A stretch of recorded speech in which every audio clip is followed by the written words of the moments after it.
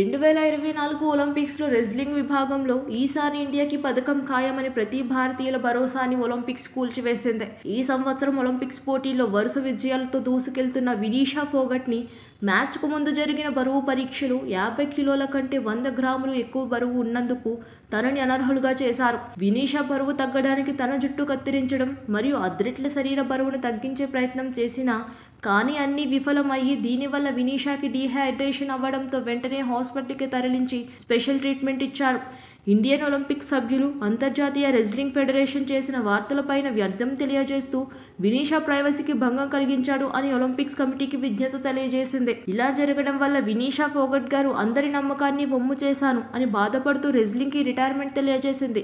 దీనిపైన మహావీర్ ఫోగట్ వినీషా ఫోగట్ని రెజ్లింగ్ వదలొద్దు, 2028 ఒలింపిక్స్లో సాధించుకుందామని ప్రోత్సహించారు. వినీషా ఫోగట్ని లయోనెస్ ఆఫ్ ఇండియా అని పిలిచారు. అలాంటి వ్యక్తికి ఇలా జరగడం చాలా బాధాకరమైన విషయం. సబ్స్క్రైబ్ చేయండి. Please do subscribe to. Please like, share and subscribe to top Telugu TV. Top Telugu TV. Top Telugu TV.